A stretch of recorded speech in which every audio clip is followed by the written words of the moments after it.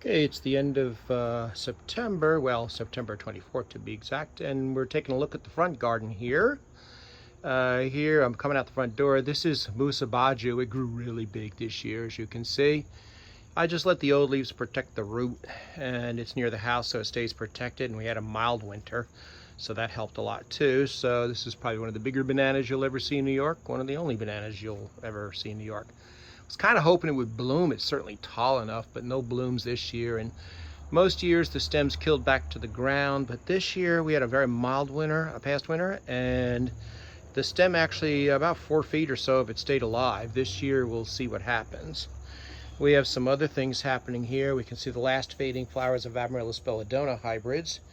These came from California, from a guy that used to breed them. Unfortunately, he passed away, but he made some awesome hybrids of these things. They come in pinks and reds. We're seeing the last couple of flowers on one of them there. They're quite nice early, and they're making some seed pods. This again is a warm area near the house, and we have some other stuff here. I'm going to step in because this is a microclimate where I can grow things that otherwise might be difficult. We see the South African fall oxalis are coming up, the winter growers that come up in this time of year. This is Oxalis stenorrhynca, which has melon-colored flowers or salmon flowers that will open up more in the sun when the sun does shine. Today we're overcast as a result of the fires out west that have sent the high-altitude particulate matter into the atmosphere, even as far here as New York. So this is actually a good day for filming, but a bad day for the folks out in the Northwest, and I hope that their situation will improve soon. The fuzzy leaves here are Oxalis melanosticta, Ken Anslet, as the common name goes by. I can see a flower bud come in there. This is the hardiest of the South African Oxalis, which come in myriads of forms and species that I grow, of the winter growers. This guy kept its leaves all winter last year. They didn't die back at all. In a normal year, they get pretty battered by spring. But since it grows and flowers in fall, the flower display is not bothered. The biggest problem are rodents. But other than that, it does pretty good here in this protected spot. It gets a little drier here, being near the house too, and that favors it in summer. So in fall, I often hit it with the hose to water a little bit and get things started. There's other stuff in here as well. We actually have a mass of Chlorophytum saundersii, a South African spider plant relative that does not have stolons. It has rather attractive little white flowers here, and a grassy-like plant, but it's actually seeded to excess here. I've actually pulled some of it up, but I still have a humongous patch of it. Some other stuff here has died back too that is dormant. Here we have an impatiens species, which is hardy in this area. It's Impatiens arguta, the albiform, which I find to be a good doer. It seeds around, unlike the conventional form of arguta, which is purple. Arguta, actually I have 3 forms of it. A taller form that does so-so, the commoner form that's scandent with purple flowers that really makes seed, so I suspect it's hybrid. This white form, though, does well and seeds and gets around in the garden. It's quite beautiful. It improves with the cooler weather, as many impatient species do. They like cooler weather. They tend not to like tropically hot weather. And so they yellow a little bit in the summer, might get a few spider mites, and they improve as the cool weather comes. We also have a gardenia here buried in the Chlorophytum saundersii. This is frost-proof. This year it actually grew decently, but most years it's killed back to the ground, so I wouldn't call it frost-proof in our climate, but it did come back this year pretty good. Still waiting for flowers though, so I think this guy would be better in a pot here, actually. There's a planter that came with the property when we bought it back in 2012. I meant to plant it up with rock garden things, hence the rocks, but during my seed cleaning episodes, debris ends up in it, and that's where this giant Nephafia came from. It's probably Nephafia, might be Baurii or Caulescens, probably Caulescens.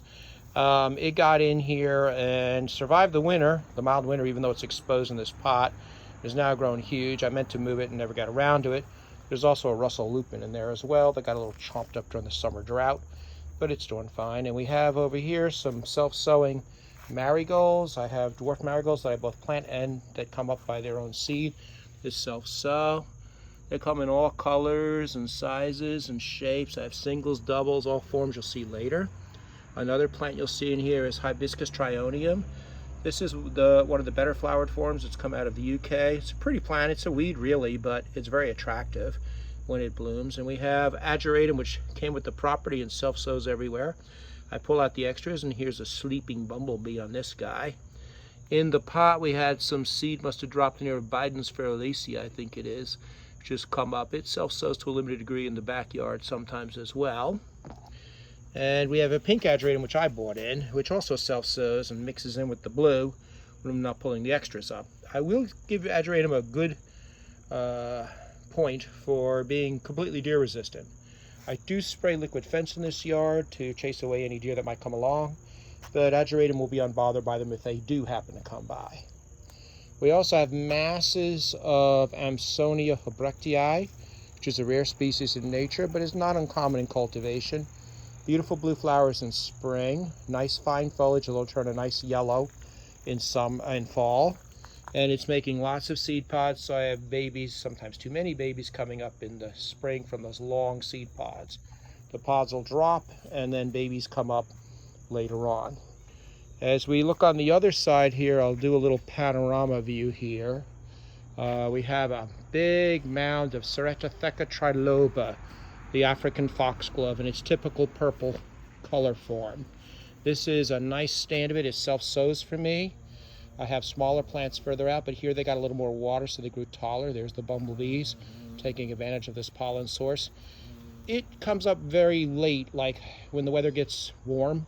You'll see the seeds pop up in July sometime, but they grow rapidly, and they come into flower and they'll make seed in advance of the frost, which won't arrive here till probably early November, maybe later October if we're a little bit unlucky. But yeah, it'll soon make seed pods on it. Actually, there's one right there. Here's the seed pod. They look like little two-pronged horn things. There it is. It'll dry and open up and the seeds come out of there. It's pretty much pest-proof here. And we have a little garden over here by the doorway where we have more zone-pushing things. We grow Hypoxus species from Africa here. I'm not sure which one this is, whether I bought this from Malawi or South Africa or Botswana. But it grows here. I get seedlings occasionally, so I stick the extras out in the yard, and it grows here fine. You get yellow star flowers that open up in the morning. No flowers open today. You can see there were lots of them. And it dies back in winter. I will throw wood chips here on top to protect it in winter, which give it some protection. That and being by the house seems to work. So we have two of them now here, and a third one's coming up over here in a more forward position. Again, mild winter could not have hurt. We also have coming up here some Amaryllis belladonna. That's a standard wild type. And then up here, these long, elegant stalks are stalks of Morea polystachya, a winter-growing plant from the Cape of South Africa, stretching into the summer rainfall areas. It has beautiful purple flowers. It's a toxic plant to livestock. They call it blotulp, I think in Afrikaans, blue tulip. It has beautiful iris-like flowers. There are many of them. While each lasts a short time, it bears many over a long period of time. And because it comes up early compared to other Cape bulbs, and it flowers early, it can survive here against a wall because it takes quite a bit of frost. So it won't be dead till like December, even January in a mild year. And that's enough for the corms to refurbish themselves for another year of growth. I think in an area where frost came much earlier, severe frost, I should say, like below 20 degrees would kill it. That would be more of a problem to try and grow it there. I understand it grows well in North Carolina, and it certainly grows well in California from what I've heard. Further back we can see the remains of a hedychium, an orange flowered, one of the cultivars that I got a no name from eBay from North Carolina. It's grown here for many years. I have other clumps around against the house, and you get these glorious orange flower heads in summer, and again you never see it anywhere else in New York, but it grows here. I will throw a few wood chips on it some years I forget. If it's not a harsh winter, it'll be fine. If it's a harsh winter, you might get some rhizome dieback. It does need protection from deep freezing. And we have some other things in this garden of note. This is Wallenbergia undulata, which is South Africa's answer to campanula. They have beautiful blue flowers. They're just starting to really ramp up their flower production, but they can flower in the summer too. Make these nice star-like flowers, and they spread around. They run at the root, and the seeds will drop and come up in random places. So it's starting to sort of colonize this area. Next to it, we have a really cool marigold. This is one of the newer things that's come out of plant breeding. This is Tagetes or dwarf marigold. I think it's called strawberry blonde. I believe it has a cousin called fireball. The results of fairly recent breeding that produce these reddish flowers that sometimes turn pinkish as they age.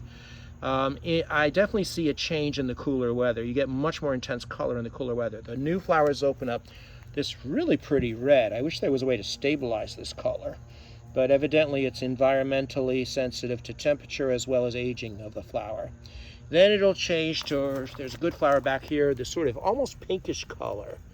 That's really cool, a pinkish orangey salmony, and then it'll pale out to this sort of yellow orangey color, which is not a real thriller, but it's interesting, and you get a nice contrast here, though I do really like the color they open up at, which is unique among marigolds. It really is a pretty good red, actually, really intense. Beautiful, beautiful color here. And I hope it'll make seeds so I can have more for next year. Next to it, one of my resowing impatiens species on the property. This is Impatiens balfourii. Each resowing impatiens, there's a handful of them here, gets its one spot to hang out, and then this is where balfourii hangs out, around the azalea bushes that came with the property and the crepe myrtle. So they come up by seed. I weed out the extras and bloom every year. And they have really cool pods. If you touch them when they're ripe, they will explode. This guy might be ready. I don't know. Let's see. Yep. Boom. It explodes. There's another one there. Again, if you touch it, the seed is expelled violently. So if you're collecting them, you need a little bag so you can kind of catch the seed as they blast off from the pods. And then I'll walk over here past the azaleas. We have a big crepe myrtle bush over here that came with the property. I love the flowers, hate where they put it, right in front of the living room window. I whack it back most years. Oh, there's some flowers still on it. You can see some there. I really would like to move it. Actually, I think more like propagate it, because I don't think I can move this beast to a better location and have some more zone pushing things by the window. But I suppose it's here to cover the air thing in the back that, you know, is kind of, I guess, unsightly, along with the azaleas here, which will have nice double flowers in spring.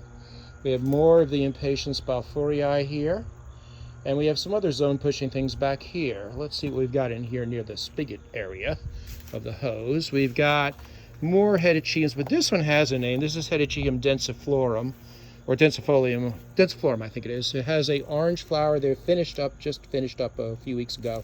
They have dense little orange flowers, smaller than the other hedychium. It's a species, a smaller plant, small, narrower leaf, and it's not fragrant. The other one is fragrant. They're Himalayan plants.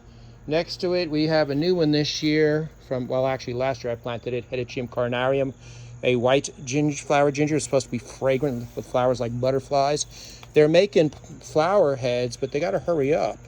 This is going to obviously be a late bloomer. This plant I got from Big Bloomers in North Carolina and bought it up here. I went shopping there last year, you know, when we could travel before the horrible virus came along. And picked this guy up for like $5. They're an awesome place to visit. And put him in. He grew pretty good his first year. This year I've got nice flower buds appearing, but I don't know if it'll bloom early enough here in New York to make it worth it. But the foliage is nice. I put it right by the covered porch because I want to smell the fragrance of this thing while sitting on the porch one day. We have other random things back here near the hose here. We have a Hymenicalis species. I got this from a gentleman in Oklahoma who sent me out a few, but one plant only survived right by the house here, and it's really did good this year. It flowered with 3 beautiful spikes of big white flowers. I don't know which species it is. It's a pass-along in Texas and Oklahoma. And it did real good. I only got 2 seeds though to grow some more, but the bulb is beginning to multiply too, so I'm really chuffed about that. There's some oxalis that are taking root here too. These are the one of the Mexican species or Central American species that no doubt got here from me cleaning seeds or potting soil, and they got into the garden here and they're growing. We also have a colony here of Camelina cerula, I think it is. Solestes, I think it is. It's a tuberous-rooted camelina related to the weed that we sometimes have in this country that creeps around on the ground. But this grows from tubers and doesn't run. Its flowers open in the morning, so we're not going to see one right now.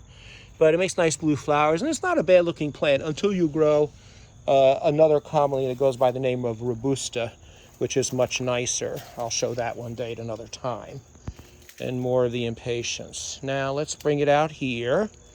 I will take a walk through the garden, but let me go back here along the walkway. You can see this big colony of dwarf marigold. Most of these self-sowed. I might have planted a few in too, but I have all kinds here. Single, double, tall, short versions of this marigold. And they mix and make all kinds of colors and stuff. I've also created some little areas to grow daylily seedlings in there for my own breeding, or playing breeding, I should call it. We'll see what they do next year. I will have to protect them against deer with liquid fence, but so far they haven't been bothered. And behind here is a big colony of Salvia guarnetica black and blue. This is an awesome plant. It's become a huge colony. This has got to be a good 5-6 feet across at this point. Beautiful blue flowers. Despite the drought this year, it's done well. It's a little shorter than it otherwise might be, though. Hummingbirds are here first thing in the morning. Then the bees come. Lots and lots of bees, as you can see probably. It has these beautiful dark calyces, and then these nice blue flowers come out. There are many versions of Guarnetica, including so-called improved versions, but I like this one a lot. It has tuberous roots that aren't reliably hardy in this area, but I do throw wood chips on it, and the colony has grown to the point where I was able to split off 2 pieces and create 2 new colonies. I also grow, as you'll see later, a pale sky blue cultivar, Argentine Skies, as well as a purple one I grew from seed from a guy in England. It is a variable species with some really nice variants. So we're going to step back through all these marigolds. Oh, it smells nice here. I like the scent of marigold foliage. Some may not like it because it's pungent, but it's nice. Let's take a close look at some of these colors. These are so awesome in the fall to see these bright autumn colors. In a normal year, which this year, of course, of 2020 is not, I will be cutting some of these to bring to my classes at school where I teach. And we would do a lab where we do counts of marigold seeds and determine the reproductive potential of the plant in my science classes. But this year it'll have to be virtual. Here we see a tall marigold, this came from the Cracker Jack series. It looks like more of a single flower though to me. It's mixed in with the double guys that are the smaller marigold, the so-called French ones. But all marigolds are Mexican, obviously. This is sort of a path where things are getting crunched. Here's a zinnia. I planted many zinnias this year because they give great color to the fall garden and summer garden. And they also are good food for the butterflies. Here we can see I put in another daylily patch recently. They're all beat up and stuff, but they'll survive. These things are tough as nails. Back here behind them, we can see a sprawling Rudbeckia. This is a Rudbeckia I got from a nearly native nursery when I was down in Georgia and drove on by. It's really cool plant, flowers for a long time, but it does sprawl and it does take up space. So I moved from the back to the front where I have more room for these sorts of things, and the deer don't seem to bother it. I'm trying to remember this species. I think it began with an H, but it's a rare one from the Georgia area. Name escapes me at the moment. We can see more healthy daylilies here. These are crosses of an old stout. I think these are crosses with Challenger, I think it is. So I'm really curious what these guys will produce next year. And in the middle lies a clump of Iris giganticerula, a blue-flowered Louisiana iris ancestor from down south. It'll have nice blue flowers. It's one of the latest irises to flower. And then you get these seed pods, the seeds here, which are brown, come out, they fall, these reddish-brown seeds, and more babies will pop up, and then I can move them around where I want, or use them in plant trades or whatever. We have a dwarf crepe myrtle here that's never done much of anything. I got it on eBay. It grows, it gets a little mildew, no flowers yet. Not sure what his deal is, but it does have a lot of competition from these big agapanthus behind it. I grow a lot of agapanthus cultivars in the front, and I protect them with wood chips, and they've done very well through the winters here with the wood chips. The wood chip mulch will protect them from deep freezing, which is all they need. And in a mild winter, they come back even more robustly. There's also a crepe myrtle here that came up from seed, this beast. I probably will move or cut it out, but I want to see what the flowers look like first. Next year it should flower. We also have here a Japanese anemone. This is a cultivar that came with the house. I don't know what it is. but it's doing all right. Deer will go after these things, but I will hit it with liquid fence every now and then. It's sitting right behind a very large Niphophia. We have several Niphophia in the front and the back. I grow a lot of South African plants, and I have a variety of Niphophia species, and there's always one in flower somewhere on the property. We have other things here. The Lirio came with the property, but the Selaginella brawny I did not. I picked this up, I think, also. I think this was a big bloomer's guy. It's basically a fern relative, and it has these cool green leaves that turn a little brownish in fall. And it makes a nice little, it would be evergreen probably in the south. Here it's more or less deciduous, and it's growing quite well so far. Back here we see more of the big agapanthuses. This agapanthus, this particular one, is a species called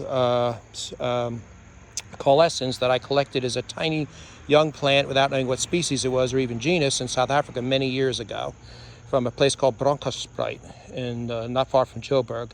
And this has grown into a big plant. I had it for years in a pot, put it outside, covered with mulch, and saw it did better in the ground. I still keep a small plant in a pot for insurance, but it's done really well, and it crosses with the cultivars. And I even have seed pods coming from which I'll grow more of them in the future if I have room. We have many Christmas roses in this garden, Helleborus hybridus. I have raised a large number from seed. We have a very large colony here in this dry area near the border of the property where drought can be an issue with pine trees nearby and hemlocks. And in this year you can see the leaves are laying down. That's when they get droughted. I sometimes hit them with a hose, but most times they're just, all they get is weeding.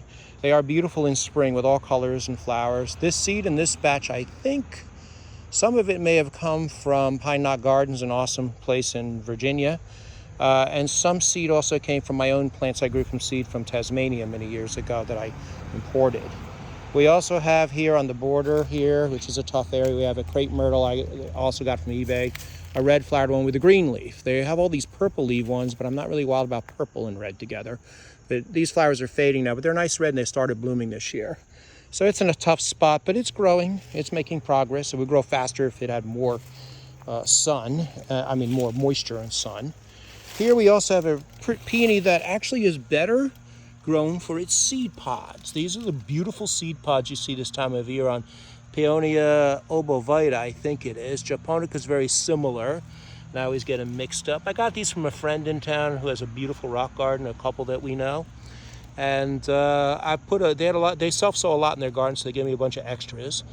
They were a pain to plant. Their roots are shaped just like L's, so you're not going to dig a simple hole and stuff it in. You got to dig a long hole. But you get these beautiful long-lived plants, and the seeds will drop and presumably make more one day. I have several colonies on the property, and many of them in difficult spots like this where they thrive. We'll see a rather sad-looking ground cover here. This is actually something called Paquera. I think it's a rhea. I collected it in West Virginia in Bluefield, where I'm originally from, back in the day. And it has beautiful yellow flowers in spring, a lovely ground cover, but it is rambunctious. It will spread, but this is a good spot for it, this tough spot back here. And it doesn't look like much now, but I'll show it to you in spring next year, and you'll see that it actually does have merit to grow it in a place where you can let it romp a little bit. We also have here some beauty berry that didn't make any berries this year because of the drought, and these guys do not get fussed after. I grew these from seed. It's Calacarpa. I think this one is called Isai with purple berries when it's happy. And we have here Amsonia. This is probably, I think this might be a species I collected down south, which is like Tabor montana, but it has a little bit of a rough leaf. That's what it looks like to me. There are seed pods here on Teucrium heranicum, which is a beautiful purple flower, but beware, these seed pods spread and you get babies everywhere.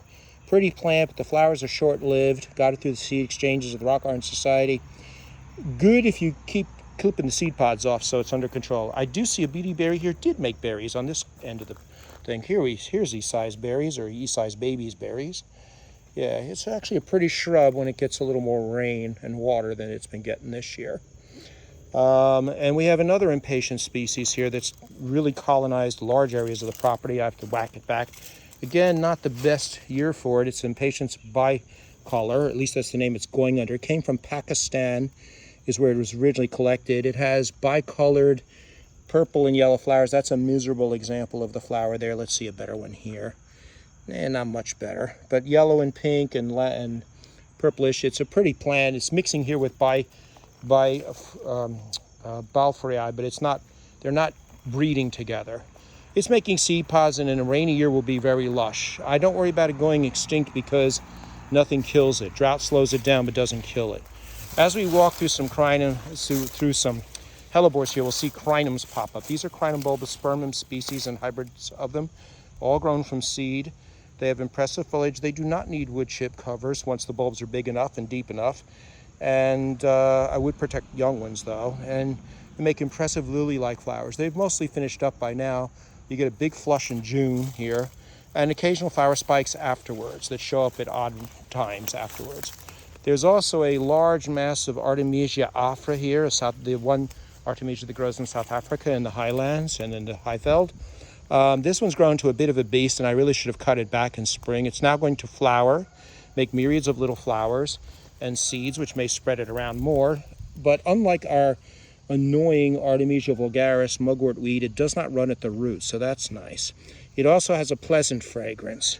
I'm told that a wad of it stuffed up your stuffed nostrils will unplug your nostrils if you have like congestion. I haven't tried that yet, but next time I have clogged nostrils, I guess I'll try some.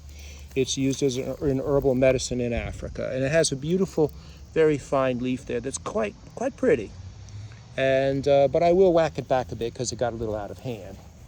Again, we're walking through the rough back area here.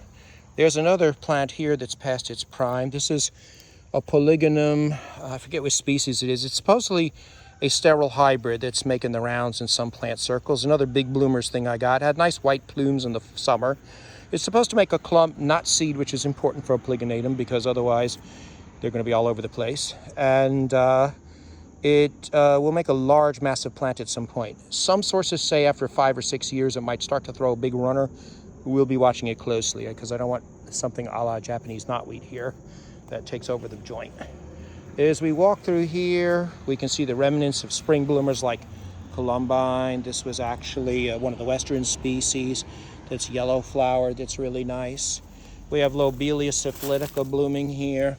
I've actually been trying to get rid of it because it really seeds too aggressively, especially when we have rainy years. More agapanthus. I'm going to walk out to the sort of a path that I have here that ends up being overgrown. We have a ground cover here called Phuopsis. In spring, this is covered with beautiful little pink flowers. It's a bedstraw relative, not often seen. It's from the Caucasus, I think, those areas of the world, which have a lot of plants that grow very well in our climate, and it'll be covered with nice pink flowers in spring. Not often seen in America, but more often perhaps in Europe. Zinnias of all kinds here. We have single flower, double flowered, and there the pollinators go. That's a little orange skipper of some sort on this guy. We also have a bunch of other things here. Let me go back over here. A hibiscus hybrid finished up blooming and is actually making seed pods here with good viable seed. It had beautiful, enormous, beautiful red flowers, red, almost purplish flowers. Came from big bloomers. We'll see what it does. Next year it'll be even bigger. This is first year blooming. We have a amaranth that self-sows in this garden and has these beautiful plumes. It came out of a seed mix from Shilterns in the UK. They sell these seed mixes and all kinds of interesting flowers come out of their so-called lottery mixes, and this is one of them, and it's persisted in the garden, self-sowing periodically here and there. We also have a Cassia species, or Seamus cistris, I think it is now, or something like that. Here it's making seed pods, and there's a few flowers left. It's a native plant that grows in disturbed areas, and you do have to weed out the extras or you'll have millions of babies. But it's a great source of nectar for pollinators earlier in the summer. It's an annual. It flowers August, September, almost to frost pretty much. And supposedly is the food of the large clouded sulfur butterfly, or cloudless sulfur, those big guys, that we never saw before, but with global climate change, we're beginning to see them here on the regular. In the last 2 years, I've seen lots of them. The caterpillars do feed on this plant. I've yet to see a caterpillar, yet to see it breeding here, but I expect it to happen one day since this is a food plant that it would look for. We also have a goldenrod here. This came, I think, from Plantalites many years ago. It's some rare species I've long forgotten the name of. Maybe Ronensis from Roan Mountain. But it's a pretty typical goldenrod. It runs, but not ridiculously at the root, as so many of them do. So it can be managed. It did flop a little bit, as many plants will. But it's giving good color, and the pollinators love it.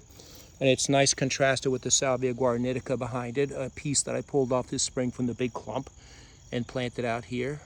And it goes along well with the marigolds here. These are growing a little taller. I have some marigolds that aren't so scrunchy little dwarfs. Dwarf marigolds that aren't dwarf, basically. And they come up and flower. And to me, they're more graceful, actually. We also have a rudbeckia here that I bought in from my school garden that I originally got from the New York Botanic Garden where I used to work. This came through a woman, Kathy Venezia, that I used to work with. And I don't know what it is. Actually, she bought it to another person I know who used to work there, Doris Strauss. And we visited Doris Strauss, me and a buddy of mine, before she moved from her City Island property. And she let us dig up some flowers there. And I took this rudbeckia with me. And she said she remembered it being a rare species from Kathy, I think. Whatever it is, it's some... I've had it sent to people. I don't know what it is, but it's a nice long blooming one that blooms late in the year. And I have it at school in excess. So I've introduced it to the garden here, but I'll have to keep an eye on it because it does spread. But it's not a very tall thing, and it's pretty and a good color. And I've never seen anywhere else. Going back again, we do have Xanthodeschia here, calla lilies. These are Xanthodeschia ethiopica. Got these from a friend out in California who sent me seedlings. Supposed to be seedlings of the Hercules sort, I think, which is supposed to be a big one. They did flower this year, finally, even though it was a drought year. I do protect them with wood chips, and the foliage burns back in the cold and comes right back up again in spring. It's got these awesome spots, so even without flowers, this is a pretty cool looking plant.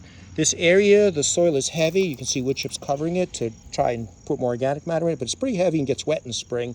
So this is a great spot for it. And then we see here a large colony of Kiss Me Over the Garden Gate, aka Polygonum orientalis. It's an annual that self-sows. I've got the variegated form. Got this from Steve Silberstein in New Jersey, who is growing it, who's a fan of all things variegated. Me, I'm not such a fan of variegation. I would have done fine with the regular version, but I do love this plant, and it is pretty. And it's got these awesome flowers that are really nice late color. It will seed to excess, so you really do need to control the babies that come up in the spring, but that's not hard. And you get these beautiful clumps of large, tall plants wherever you do leave it. Let me step in further so you can get a better view of the biggest clump of them on the property. They really produce these enormous hanging spikes that are really pretty and go along well with all the other things blooming here in the fall. And they produce seed that birds like also if you're into like feeding your birds in your area. Here we see some very tall dwarf marigolds. Some of these may have been crosses that happen naturally between typical dwarf marigolds and the wild forms I've gotten from various sources, which are much taller and often later blooming. I want to squeeze in here, which is not easy, to show you this beautiful red gladiolus. This is gladiolus. I'm calling it Delenii, a form of Delenii that's red. It blooms in summer through fall. Spikes come and go. You can see a fresh spike here, but you can see seeds already developing here. This is a lovely gladiolus. I got it through the Pacific Bulb Society, through, I think it was a seed I got. And they gave it some name with a G, saying it was a species from Madagascar, which it is not. When I looked up what I could find on the net about it, it appears to be possibly cultivated, a form of Delenii, or something they got in Madagascar that was introduced. Whatever it is, it's hardy here, and it makes these graceful flower spikes. And because the flowers are not heavy, they don't like flop out as bad as the heavier hybrid glads do here, which are also usually hardy. But if you look in there, that's a really pretty flower with some nice yellow coloring along with the red markings. And they vary a bit if you grow them from seed, but all are beautiful and well worth growing. And they clump up nicely. Back over here on the other side, there's a shrub rose here. This is rose, I think it's Hansa. It's a double rugosa that's wonderfully fragrant when it blooms in June. And it'll throw a few odd flowers every now and then, but in summer the Japanese beetles are likely to get. And I do see on here the non-native Chinese mantis, which he's going to have to get removed later because he'll eat butterflies if he gets onto the flowers, and he'll grab butterflies. The native Carolina mantis is more slender than this guy. This is a male of the Chinese mantis and is actually suffering from competition as a result of these guys. They're good when they eat the grasshoppers, but not so much when they go after the butterflies, which are numerous in this garden when the sun's out. This rose has some other good features besides good bloom, toughness, resistance to black spot. It also produces lovely hips. And let's take a look at a hip here. Oh yeah, check that out. Nice big red hip. Like any rugosa rose, it's hardy as all could be. The hip could be, I suppose, if we get enough of them, we could harvest and make a jelly or something, or they have vitamin C, but they're really pretty in and of themselves. And it's worth growing. It does spread a bit. They do sucker the rugosa types, so do keep that in mind. This is not a plant for a small garden. Now we'll move out here. I'm going to come around here where I have a bunch of other things going. There's a big mass of leaves here. This is crinum. I think it's called Carolina White. I've seen it got it on eBay. I have a couple of clumps of it. It's hardy here with chips on it. I do protect this, unlike the Crinum bulbospermums. It has nice star-like white flowers that are fairly short-lived. I don't find it to be as free-blooming as bulbospermum is, but it makes an interesting plant, and it clumps up, as you can see, very rapidly. We get lots of babies of this. Over here we have a little mound of sand with cacti, and before it we have a somewhat sandy area that's slightly raised where I grow some salvias that may or may not survive the winter here, depending on how bad it is. This is a salvia, one of those Salvia gregii type things, or their hybrids thereof. This might be burgundy, which is pretty tough, actually. Is a Richard Dufresne selection that's pretty good. And this one is Hot Lips over here, which has these flowers that change color. You get random red and white or red flowers, and it's a good doer and sometimes survives the winter here. If you throw chips on it, it'll have a better chance.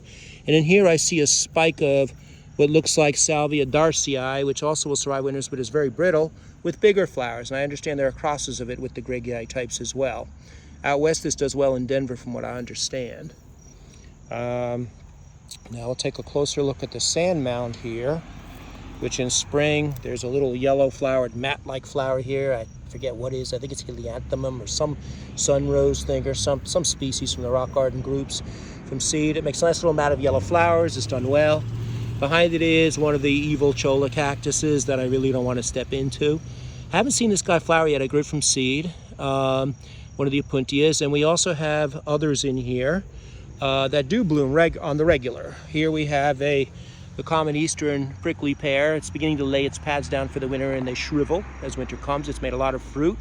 It makes glorious yellow flowers. I actually grew these from seed, again from the Rock Garden Society. I didn't order it because it's not hard to find that plant in this area. But I grew it from seed because they were leftovers at one of the local chapter meetings. One of the good benefits of being in NARGS, North American Rock Garden Society, is that they have a seed exchange. Seeds are very cheap. Members donate them, and you get all kinds of cool things. And then if you're in a local chapter, and I'm in a couple actually, they bring the seeds to the local chapters to get rid of them because that's what nobody ordered, and sometimes there's a real treasure among there. And this is one of those guys it's been a real pleasure to have in the garden. I also have some western type prickly pears like this. That's probably an Opuntia phaeacantha or one of its hybrids there that's bigger and standing up. And we have others we've added to the gardens, like this is a new one, a pad that'll make it through the winter. It's a new one I got from Cold Hardy Cactus. They've got some really nice blooming varieties, so I expect it'll do things next year. We also have some species milkweeds that grow here. You can see a seed pod blowing up of one of the milkweeds. This, I don't remember which Asclepias it is. Probably something I got seed of, most likely from Prairie Moon, which is a great source for seeds of Native American plants. We also have, as I walk back here, many spikes sticking up of Liatris ligustylus. They're now seeding, and I really should chop them. We're going to have even more babies. But they're in flower, they're wands of purple, and I call this monarch crack because that's exactly what it is. The monarch butterflies go nuts over this. There's some kind of pheromone in the purple flowers, which aren't long-lived, but when they do bloom, the monarchs are always on them. There's something about the scent of the flowers that attracts them in numbers. And as we go further in here, we see there's a large roof iris here, Iris tectorum, I think it is, from Japan. This is a white flowered clone I grew from seed. It comes in purple and or bluish purple. I have that in the back too. More random columbines or aquilegia, crinums everywhere, more zinnias, a gold leaf tansy or feverfew. The old flowers are looking rather ragged. Again, I should have cut the seeds because I'll have babies next year. This is another rock garden leftover I got from one of the chapters, and I would have never thought to grow it. But it has these nice leaves that are sort of a chartreuse color, and they do light up the area. This is probably its poorest time of the year to show this plant off, but in spring when the new leaves are emerging, they're beautiful, and when the yellow button-like flowers appear on it, it's even more beautiful. We also have a foxglove here. Again, this is a rock garden seed exchange thingy. I forget which species. It's one of the perennial ones. They have these are late flowers, but in spring there's a nice spike of new ones, and it gets around here by seed in this rather tough spot. And in fact, I see a garden spider up here on the top. Oh yeah, check him out. Let's focus in on that guy. Oh yeah, he's pretty big. Yeah, looking for whatever may come his way into his web. And as I go back here, we see large spiky leaves over here of a very rare Nefophia from South Africa, grown from seed from Silver Hill, an excellent source of seed from there. This is Nefophia brucei, which is a localized rare species in its homeland, and grows in an area where I don't think it gets much frost, yet it's hardy here with protection. I do cover it with chips to keep the root from deep freezing. I don't know how much cold it really can take, but the chip thing works, and I spread it out to rot on the ground after spring when, I uncover it. And it's one of the two Nephophias that flower very late here. And it's in a race with frost to do so. Soon from here will emerge large spikes, which will produce big yellow torches that'll be about as tall as me. I don't see them coming up yet. I'm poking around in here, but it won't be long because time is running out for everybody. We can see the chartreuse feverfew. We can see some late flowers on this guy, the little yellow typical feverfew flowers on this thing. Now as we come around here back to the mound, I can show you a few things here that'll look better in spring, but let's see them. This is a creeping wonderful Amsonia called Georgia pancake. At least that's what Plant Delights named it. I think it's a new species. Some say it's a creeping form of Amsonia ciliaris, but I just got some of Amsonia ciliaris from a commercial source in Missouri growing wildflowers, and they're very different things. This is fighter-leaved. It grows flat. I believe it only comes from one location, which I happened upon by accident while exploring down south. That relocation shall remain with me, but it grows there, and it was quite surprising to see it. I knew it because I grew the original plant from Plant Delights. I've since grown some from seed from the location itself, where it shall hopefully remain undisturbed otherwise. And we also have an Artemisia here that I've long forgotten. Actually, no, I do remember this guy. This is species Piatek, a Czech collector. Got this, and I grew it from a plant or a seed, I forget, but it makes nice gray leaves here, but it's been having some trouble because of competition from this Amsonia over here. So this Amsonia has brown leaves because I'm trying to get rid of it with weed killer, because I don't want this particular Amsonia in this spot. It's too vigorous and it needs to give room to its neighbors here. We have many others of its ilk all over the property.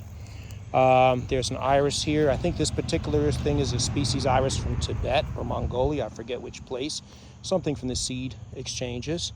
We also tried some new annuals here. This is the Magellan series of zinnias. They're rather cute. I got them off to a late start, so they're a little behind, but the flowers are pretty cute, pretty bright. They're low-growing things. Personally, I like plants a little taller. These munchkin things made for small gardens are not my bag, but I do like the flowers. And if you grow things on your own and collect and save your seeds and grow them out, you get variation and you'll get what you want eventually. And here we can see another plant which has nice leaves. This is a South African thing called Haplocarpus scaposa. It's like a yellow Gerber that will bloom later, yellow flowers, daisies on stalks, but with much more attractive foliage than most Gerberas. It's semi-hardy here. It can survive a mild winter, but I will throw chips just in case. I'm establishing several new colonies on my property of these guys because I really like them and you never see them around. This is a tough, the driest side of the property here. Again, not far from that pine tree, or two pine trees of the neighbors.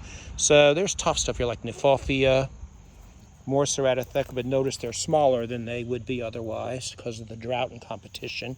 We have Berkea purpurea, South African thistle daisy. Here they're seeding, but you get a few late flowers. There's a nice bud about to open. It'll be a beautiful amethyst daisy on a very prickly plant. Prickles means deer don't bother it, so that's nice. We have some dianthus from random seed I've scattered out here that'll bloom pretty in spring. We have sage, nice herb. We have golden chain grass, Arunex donax golden chain. I got this as a sale plant from, I think it came from Santa Rosa before they did the 3-pack thing. I really like when they had the single plants. And I got it, not knowing where to put it. I kind of shoved it here expecting it to die. It didn't die, it grew, and it's getting bigger. If it clumps up as big as peppermint stick, the white cultivar does, the white variegated one, we'll have to worry. But so far, so good. It's doing okay. And here's another Amsonia. This is definitely one I collected down south in the sandhills of South Carolina. It has this interesting textured leaf. So I don't think it's Tabor montana, which is the commoner one. Not sure what the heck it is, but they all look similar in bloom and seed, blue flowers, and tough and no pests. Nothing bothers them. We even have chives here growing in this random location, and an asparagus. But this is an asparagus, I think it's verticillata. I got it from Panioti out west in Denver Botanic. It was a species collected in Inner Mongolia and China, I believe. So they're growing slowly each year. One day I should get red berries and I'll have a much bigger plant. We can see the seed pods here of Lychnis coronaria. This will spread a lot from seed, so you have to watch it. But it has such pretty purple flowers that it's worth having. And the rosettes look nice. We'll see rosettes later. And we'll see the flowers of that in spring, or maybe we'll catch a late one. So let me come back this way. What else do we have here? We have Datura here, Datura inoxia along the street. Let me get out here so we can take a look at it together. It's at its end of the season, but this is a plant that loves hot weather.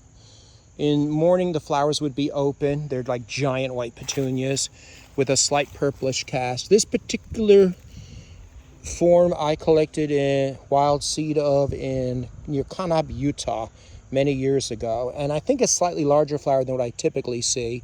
And it's utterly hardy here. It does not need protection. It makes these evil little seed pods, which then break like this guy is. And I mean to collect them some years I get around to it. This year I didn't yet.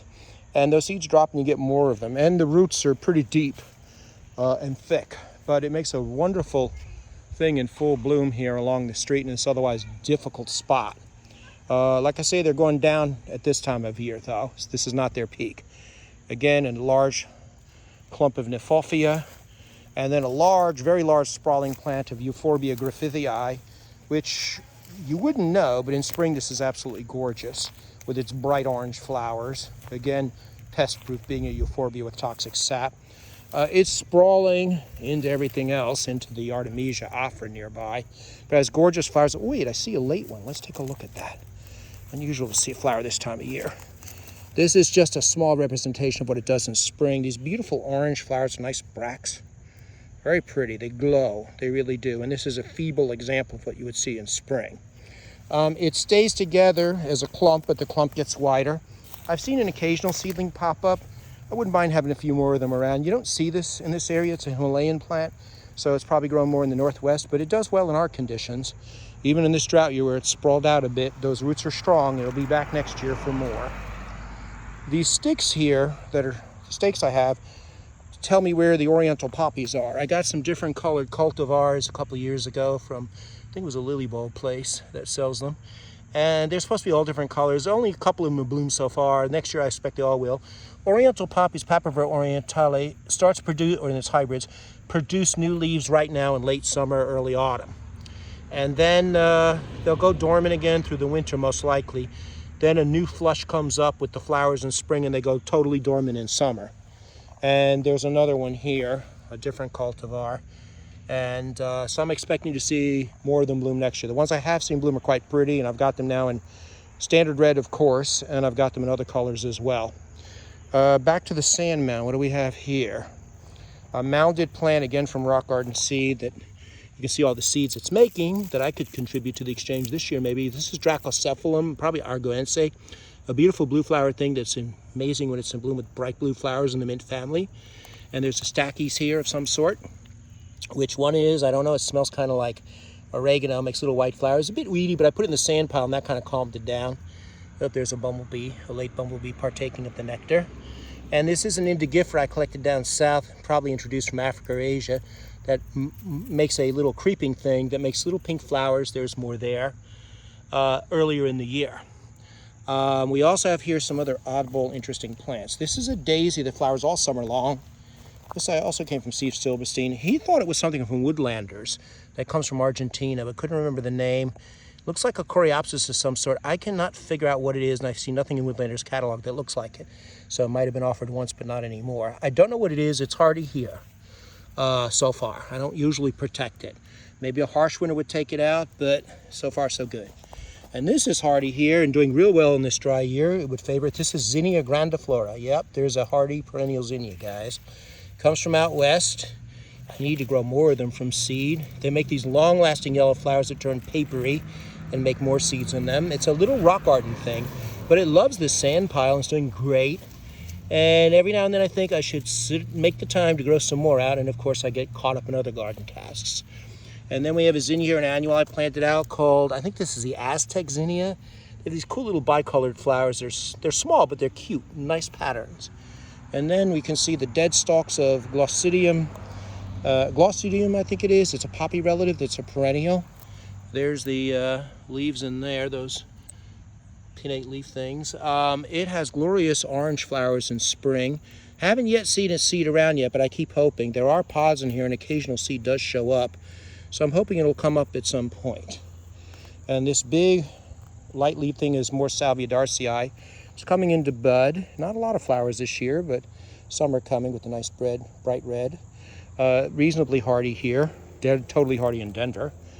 And near it we have self-sowing tropical milkweed, Asclepias crassivica, which monarch caterpillars love.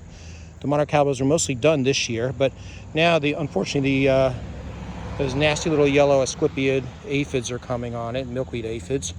I could spray them, and I will spray certain flowers in the garden, but because of the risk of monarchs using it, if I was going to spray it, I'd use soap spray, not something toxic. But at this time of year, I'll just leave it be. It's, staying near the end of season. Pretty flowers. It makes pods, and they will self-sow. Then here is an old Salvia Gregii type. That's pretty tough. It's been here a while. Pretty bright flowers, getting a bit leggy, but you can cut them back in spring. On the other side of the path, we have a very large Periscovia, Russian, what do they call this? Russian sage, I think it is. It's got, from Central Asia, beautiful purple flowers. I think it might have been classed as a salvia by now, because it really does look like a salvia to me. Beautiful bracts, fuzzy purple bracts and flowers. Beloved by pollinators. Leaves aren't bad either. And although it might be overused in some landscaping situations, I do like it a lot. It sprawls a bit, but it's very nice. Behind it is a massive colony of Gladiolus papilio. The leaves are turning yellow. It's going dormant. It's an absolutely hardy gladiolus. I can't say the flowers are splendid colored. They're rather pale, and this particular form doesn't have very bright markings inside. But it's completely hardy. It's a form that I got from a friend in South Africa who's no longer with us, Charles Krebs, who collected it, I believe, in a place called, I think it was the Wakkerstrom marshes. Sent it to me as another species. It turned out to be Papilio. Utterly hardy, and I grow other forms I've grown from seed that do have better markings. But this one also has a more open flower, so it's got that going for it, whereas the other ones have more curved flowers. And we'll see here also, there's many annuals in the distance as well. And there's another one of those strawberry blonde marigolds. Let's look at an older flower here. Again, to see the contrast between new and old. Total color change. Pretty cool plant. Hope it makes seed. Okay, another Crinum, Carolina White. An Echinops I grew from seed, I think it's Tanshenica. I can't say the flower is thrilling because it doesn't last a long time, but it's got a cool look to it. It then turns brown. These are late flowers, and these flowered earlier. You do have to catch the seed, otherwise you'll get babies everywhere. It's resistant to all manner of pests. The foliage is prickly and rough. I should have taken these old stalks off because the new stuff looks a lot better. But I let it have this spot to itself. It's in a spot. It doesn't ask for much other than a trimming of the old flowers, and other than that, it takes care of itself, which is kind of nice sometimes. You don't have to worry about it. Okay, what do we have here? Another Aztec zinnia and another tansy. This says what's the genus? Tenectum, I think it's Huronce or something like Lake Huron type thing. This came from Gardens North, Crystal Wellick's former seed company. And she grew all kinds of cool things. And this is some native to, like, I don't know, dunes around the Great Lakes or something. Got tight foliage and yellow buttons in spring. A real nice plant. Doesn't get crazy, as many tenectums do. Foliage is nice all year long. Yellow buttons are a plus when it blooms in spring. And we have here a bunch of Baptisia. This is the blue species Australis. Nice in spring, but I put a whole bunch of seedlings here. Now they're all crowded together. They got so big and were overwhelming all the neighbors, I actually whacked them back to nothing and they grew back again, but less large than they were before. They'll still bloom in spring. In an ideal world where I had more time, I'd move them around, but we'll just leave them here for now and keep them under control. Next to it is a big lantana radiation biohazard from big bloomers. The flowers today are not quite what they would be in summer. We got some cold nights in the 40s that really took a lot of the color out of these guys. There's some fresher flowers, a little bit more indicative of what the color would be. We had such a mild winter this winter with a low of only 9 degrees Fahrenheit one night and no days below freezing or much below freezing, that wood chips sufficed to protect this, and it came back this year. The only year I've had lantanas grow back with protection. I do like lantanas a lot. They are menaces in places like South Africa and Hawaii where they're invasive. But here in the north, we don't worry about that, and they're great butterfly plants. About the only thing I don't like is that the stems are a little bit prickly, so that can be uncomfortable when you have to, pull them or cut them in any way. We also have some other things here. There's more large Nymphophias here. This might be multiflora, which is another very large Nymphophias. This is a seedling that is gaining some size. We have more of them in the back, and they make also long yellow spikes, but unlike the Brucier, they won't have like a torch type flower at the end of a stalk. This will be like a yellow up and down the stalk for several feet flowers with a different look to it. We'll see what it does another year. And there's Verbena tenuisecta here. It's originally from like Argentina and those sorts of places in South America, very colorful. My original plants I collected down south where it's invasive along the roadsides. Here it reseeds and in some years survives the winter as plants as well. You get a nice purple mat crawling over the mulch here. We've also got a white form that came in a pack of seeds from Chilterns called Desert Jewels, which gave me some other color variants. So I got a white form in here as well. It's a nice plant. It really is not a problem in this part of the world. Maybe down south you might want to keep an eye on it, but here it's a delight. Here we have more Tagetes. I really like some of these single guys that come up. That's a pretty flower, more wild type. The plant's a little looser, a little taller. And you got these little 5-petal guys that are nice. We also have here more Ceratotheca. We have African Cleome here, Cleome hirta, which opens up a little more in the morning, but let's see what we got here. Here, let me pull this so we can see it. Yeah, we can. Okay, there's a fresh flower. You see the little yellow spots inside. Very attractive, not quite as colorful as the big Cleomes everybody grows, the Hasseriana, which I also have. But unlike them, easy to get rid of extra because they're not prickly, so they don't stab your hands like the other guys do. It's African and it will self-sow and come up, but is not a problem to remove extra seedlings. You can see there's a lot of agapanthus here, so this is most certainly not your typical New York garden.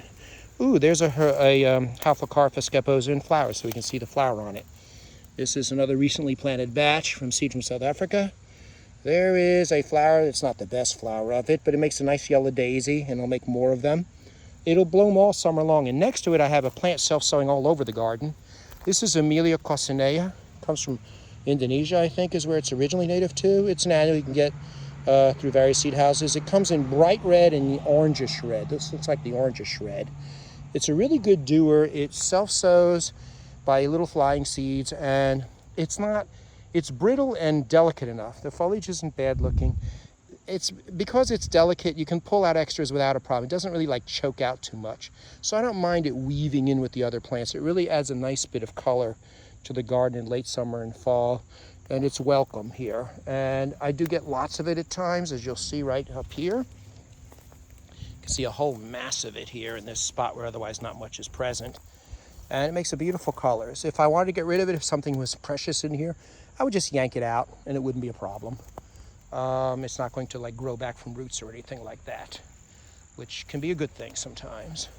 You can see here the dead stalks of earlier annuals. There's many different annuals I grow in this garden that form a season of color all season long. This is the annual Coreopsis or Calolepsis that it may be known as.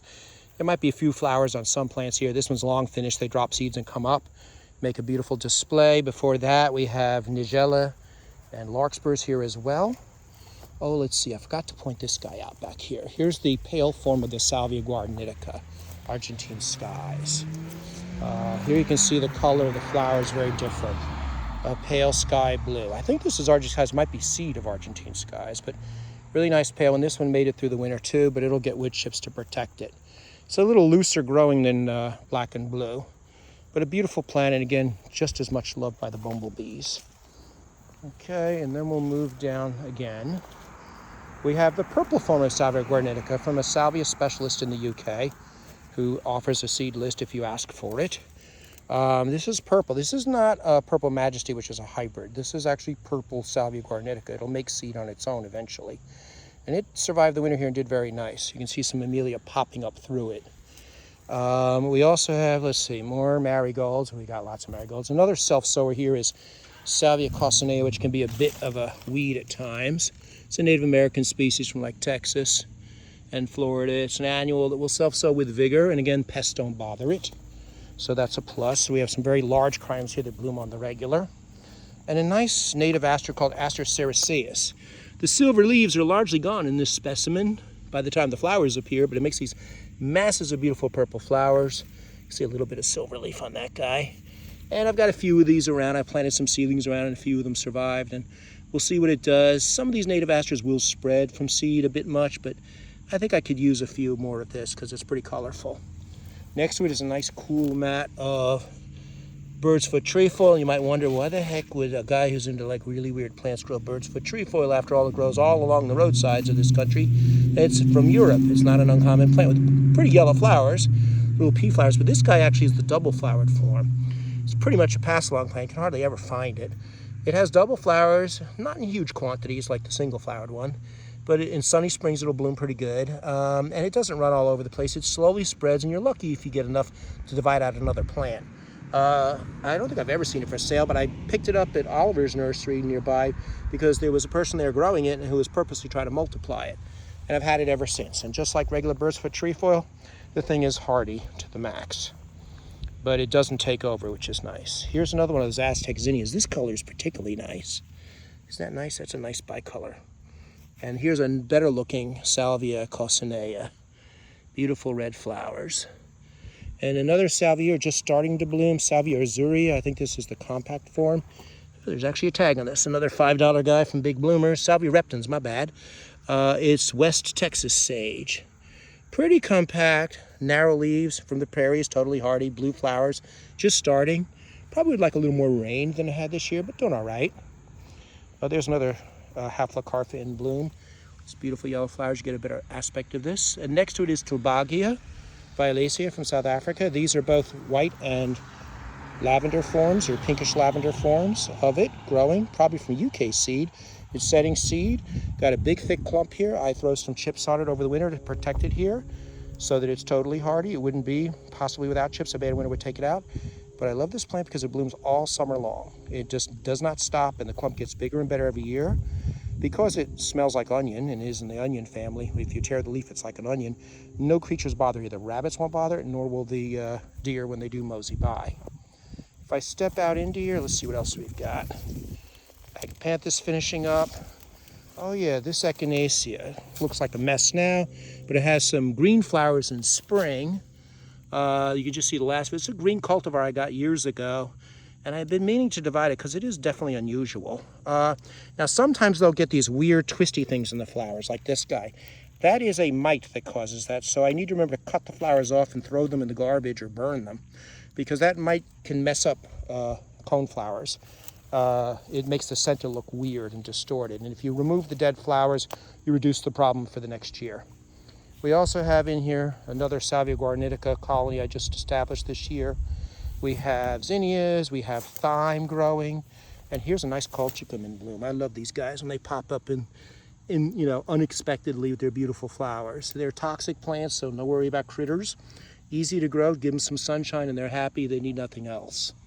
There's a colony again of Burkea. But these Burkea purpureas are blooming right now. They bloomed and they're blooming yet again. Hardly anybody knows about this cool South African plant. Yeah, it's prickly, but it has cool looking leaves and these awesome colored flowers with big daisies. There's a honeybee partaking. And there's another one over here. Okay, collecting seeds though is a bit of a biatch on these things because you have to go into this spiny thing and get them out with forceps and gloves. But when you're into this stuff enough, you'll do it. And I'm stepping in a mound of thyme here near the street. I used to have the daturas coming all the way down here, but I took them out along this edge. I still get an occasional seedling because I want smaller growing things here. Also near the fire hydrant there, we've got to have low things as per town regulations.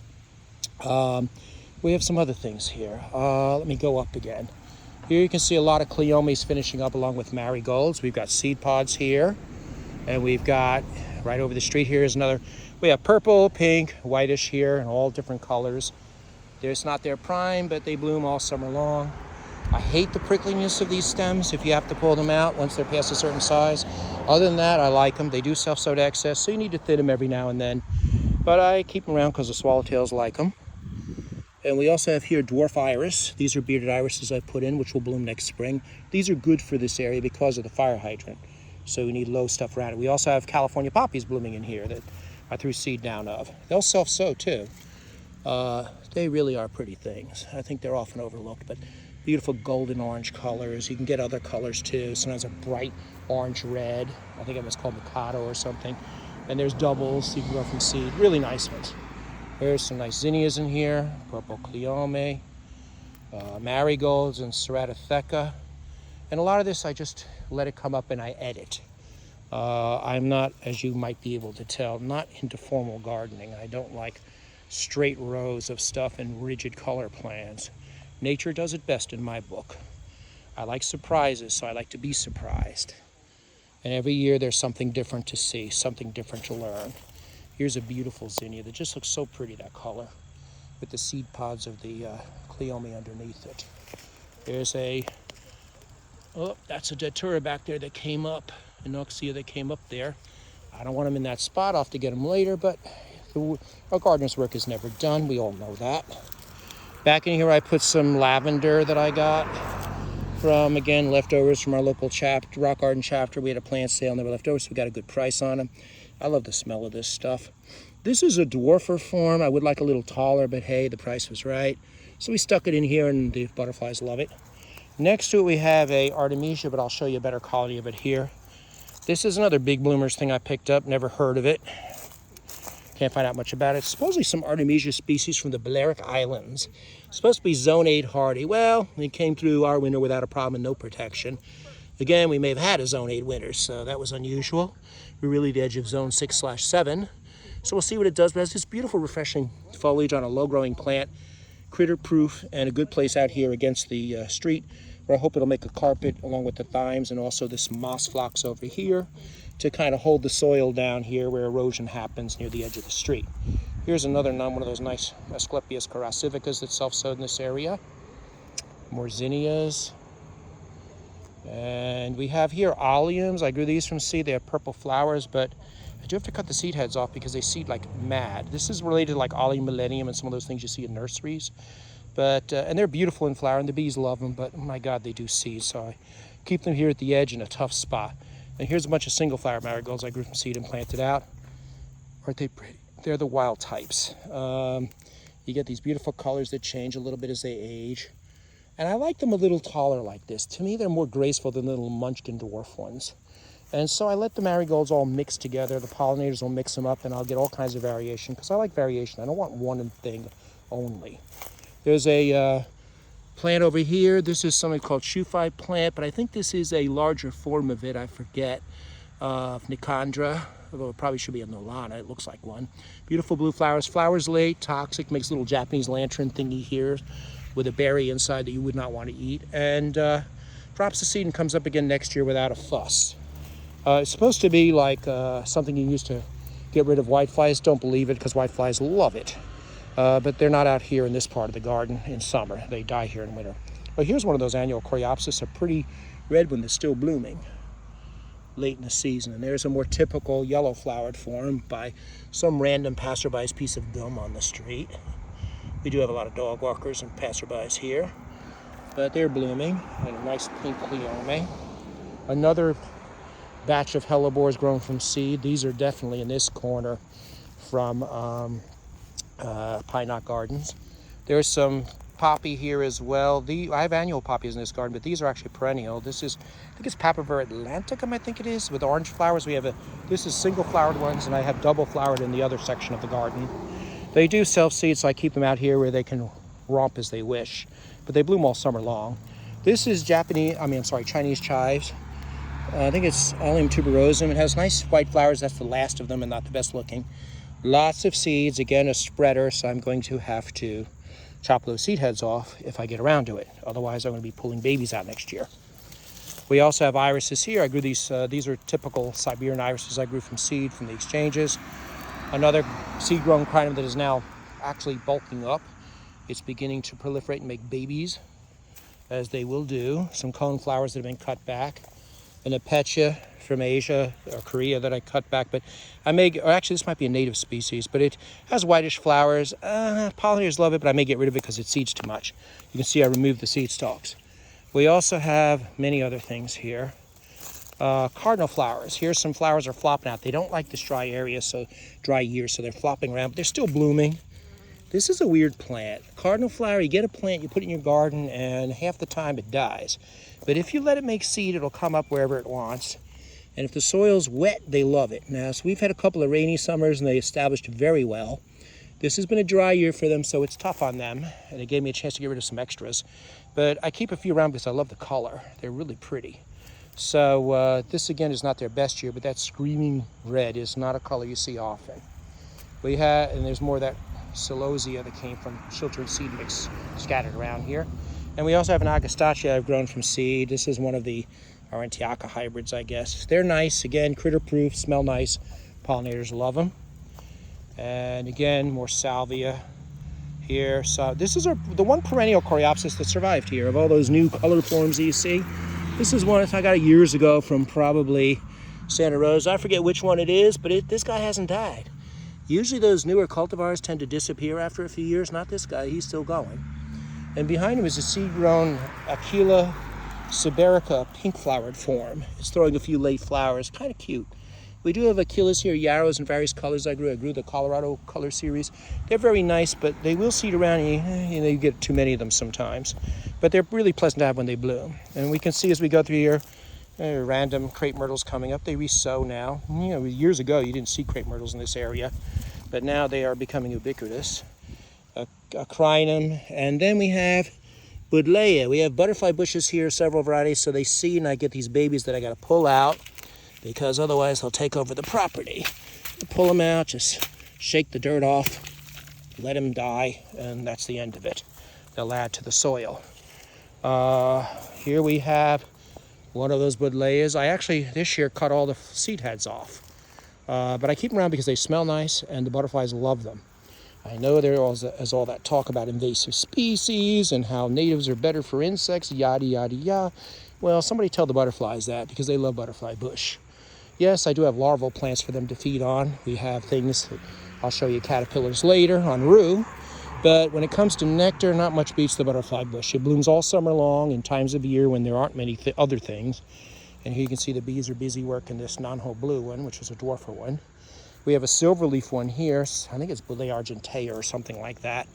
I forget the name, but I got this. Again, it was a leftover at one of the plant club sales. It only flowers in spring with beautiful little lavender blue flowers all along the stems, not big inflorescences like regular butterfly bush. And it makes these nice silvery leaves, silver white leaves that I really like. And so far it's been relatively well behaved compared to its more vigorous cousins. I mean, I do love this red one here. This is a red butterfly bush cultivar, not real red, but violet red, and it's really pretty. But I've had to, again, cut them back. This is another Berkheya here, South African thistledays. This is the meanest of the ones I grow. It's Berkheya cirzifolia. It has a white flower, much like Berkheya purpurea in spring. It's less likely to rebloom.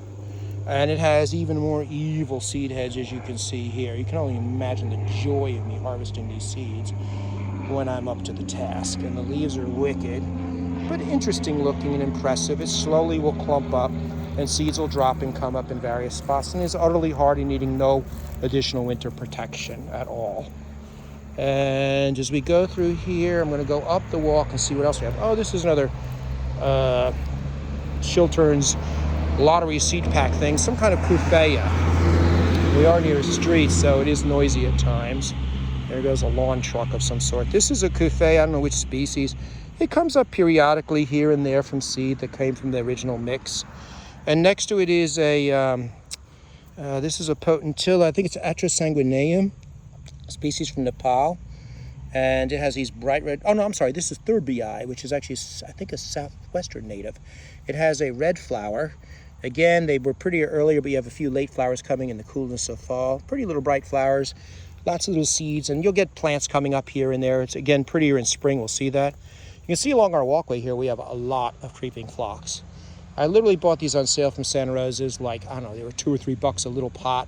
And over the years, they've grown into this mass of phlox, and it's absolutely glorious in spring, and I'll show that to you next year. It actually is incredibly impressive in bloom, and I can step on it when I need to, as right now. So I can get over to the iris, the Vesper iris here, which I think is iris, I want to say domestic, but that might be the other species that was crossed with it to make candy lilies. The flowers are not present right now, obviously. The seeds are abundant. It's another thing you have to kind of look for to find. Got it through the seed exchanges. It has little tiny iris-like flowers, little blue flowers like little mini irises that only open up in the evening, in the late, like kind of like 4 o'clock, late afternoon, evening, and they're gone by the next morning at some point. And it makes clouds of these little flowers all summer long. It's an interesting little plant, and you can see the foliage resembles the candy lilies, the Iris exonorizii, sometimes called particantha, I think. It's one of the ancestors of it, together with the orange one, the blackberry lily. They were crossed to create that series of hybrids. We have another random Amsonia here that I probably should get rid of in this spot. Zinnia, and another Iris gigantus cerulea, another colony of it, making yet more seeds to spread around. This iris is really nice because it blooms later than all the other guys. We see here in this, along the sidewalk, I put sand and raised this up a bit to raise some other things, and here they're interesting. Lots of Delosperma, ice plants from South Africa. Many of these particular ones came from seed from Panayotti's garden out in Denver when I visited a few years back. And some of them are true species, some are hybrid. I have no idea what they are at this point. But they're hardy here. They're hardy to varying degrees, different species and selections. Winter wet, they can take it, but the winter wet and freezing they don't like. So they're tougher in Denver than here because they have drier winters. But whatever survived here has survived for several years, so these guys are tough. And they bloom in spring in a sheet of color, and some of them rebloom, as this guy is doing. Next to it is Osteospermum jucundum. These I grew from seed from Silver Hill, plus I had a white cultivar called Avalanche from out west that I purchased from High Country Gardens. They crossed to give me purple and white flowers with each other. And they come up all over here. And a bad winter will take them out. A good winter like last year was kind to them. So they grew well, and they mass flower in spring, and they get flowers every now and then afterwards. These are not the annual osteospermums you see in stores. A leaf is rising here of Anemone coronaria. These are the ones you see in this really cheap, the bulbs look like little dried turds, and you soak them and plant them. Sometimes they'll survive a winter here, sometimes not, but the bulbs are so cheap, you can get a big batch at Costco or whatever in spring, soak them, plant them out, and you'll have flowers that spring, and they're really pretty. Then we have other things in here as well. This is a bird's foot violet, Viola pedata. The bird's foot violet it likes sandy soils or soils that are well drained. I have a few of them here. They can be picky about gardens, but this seems to be a spot they like. And then as we go up here, oh, there's a Viola pedata with late flowers. Oh, that's kind of cool. You don't see that often.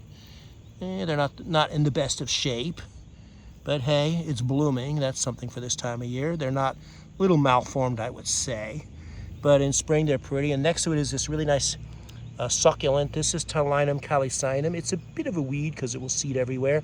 It likes sandy soil without too much competition, and they open up right now in the afternoon. The flowers open up and they wave in the wind, and they're really pretty. So it's always worth having a few of these guys around, and a few will become many if you let it. But it's easy to pull up. It's like really easy. The whole plant comes up with barely touching it. So it's not too bad to have it around. You can get rid of it easy. And there's again more Delosperma. And behind it, more marigolds. And if I step in there, we'll find even more things. It's spreading around. Salvia uliginosa, an Argentine salvia that grows in bogs. It's called bog salvia.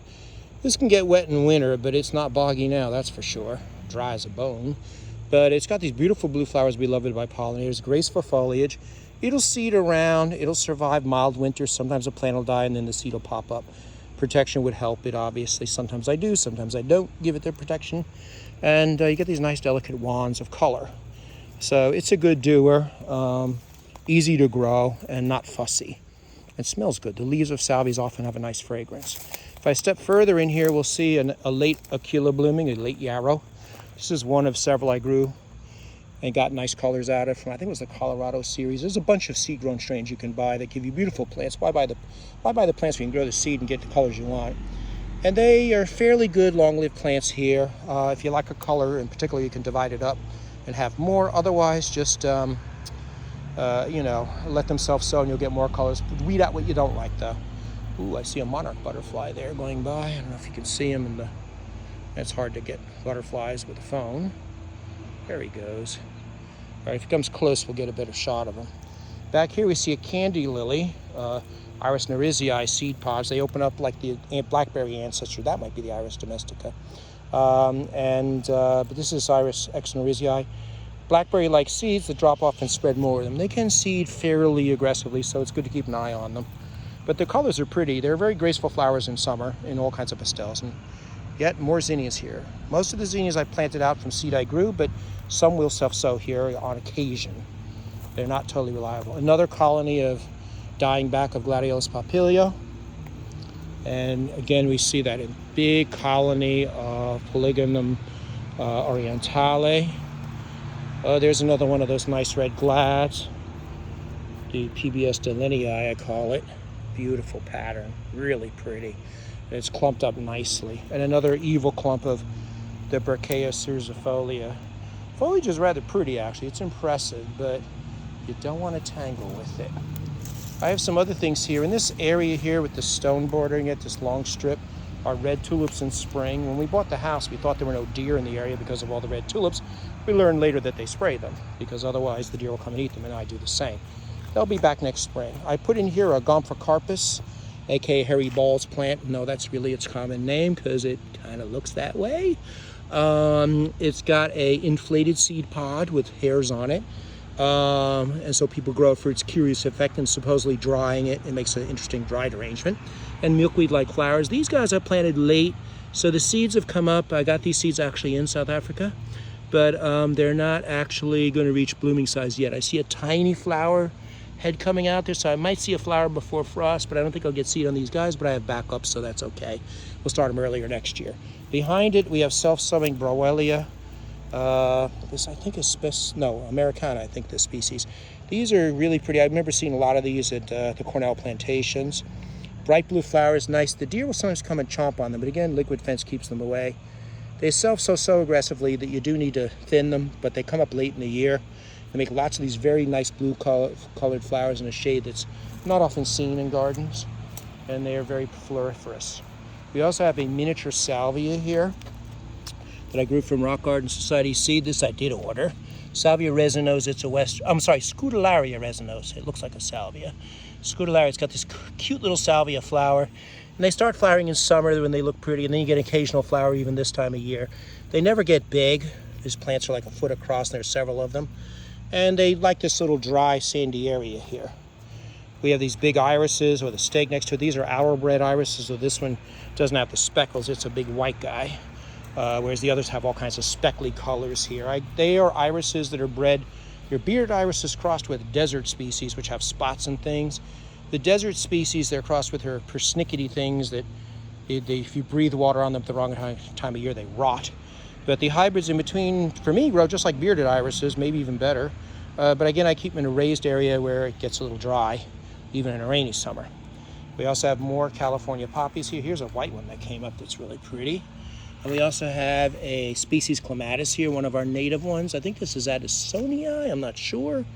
I lose track after a while. A little species guy. Probably should have put him in an area that was better for him. He's trying to climb on the tagetes here.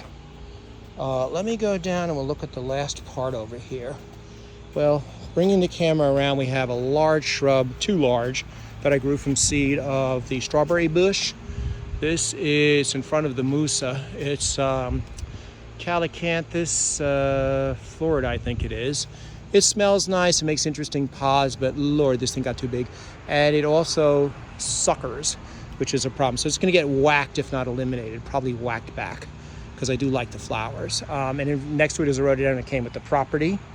In here we have a real connoisseur's plant that you'll never see elsewhere unless you're in South Africa. This is the plowbreaker.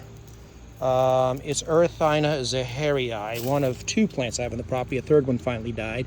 I protect them well in winter with wood chips. Got these enormous prickly leaves with prickles on the back, and it's a herbaceous Erythina. Most are trees and shrubs with woody stems. This grows in the high veld and on mountain slopes where there's fires and frost in winter cut it back. So it's adapted by having a big underground tuber, hence the name plowbreaker or plochbreaker in Afrikaans. But in spring it has these gorgeous red flowers, kind of like a lupin spike sticking up in bright red, which is just awesome. I wish it bloomed more than once a year. Unfortunately, it's a one-time bloomer, but it's really spectacular when you see it. And I've seen them in the wild for the first time, actually for the second time this past Christmas, and they were just also spectacular. Hard to find though. You got to get seeds from South Africa. They're big seeds. You plant them and grow them indoors for a while, get a decent tuber on them and put them outside. We grew them in pots for years when I worked at the New York Botanic Gardens and never saw them bloom. And I think I've heard from Mark Hutchdurian, who's an expert plant person there. I think he told me they still don't bloom in the pots unless they've had luck recently. But put them in the ground and they will bloom for you when they feel like it. It's not a guaranteed thing each year. They will occasionally make long bean-like pods, but I guess if there were more plants, they would cross-pollinate, make more. This made 1 pod, and I think it dropped off during the drought, so not much in the way of seed from it. Behind it, yet another hedychium and another colony of Salvia guaranitica. You might think I like Salvia guaranitica, and you'd be right. Next to it is a berberis, some species from Tibet I got from Forest Farm, when Forest Farm had more interesting things way back in the year. It's a pretty thing. It's prickly. The berries are not remarkable at all. It's got pretty red foliage that's young and it turns green, but I might get rid of it or move it because it is very thorny and I don't like working around it. And B, it's not in a spot where I want it. It's starting to overcrowd the equally rare Kniphofia nordiae at its base, a South African Kniphofia that you don't grow for flowers, you grow for its leaves. The flowers are infrequent and early, but they're not as pretty as some of the other guys.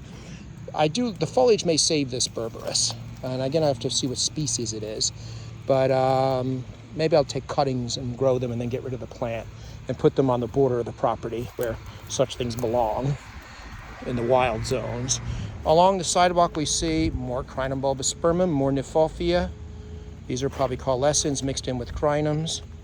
We have a small guy here, a Nirenbergia repens, which has nice white flowers at the right time of year. It's a creeping thing from South America. You hardly ever see it. I don't know why. It's a great plant. We'll survive a mile when you're here, otherwise the chips help, so I put the chips on. It would benefit, I probably should divide this up and move clumps around. This is a plant that creeps underground, and it really likes it if you earlier in the year, dig up a piece and put it somewhere else in bare ground to grow. It likes that for some reason, and that's a good way to keep it. This is my one last colony, so I really should be, for insurance, move some around. This is a Kniphofia hybrid, I think between Nordiae and probably coalescens. It's got characteristics of both.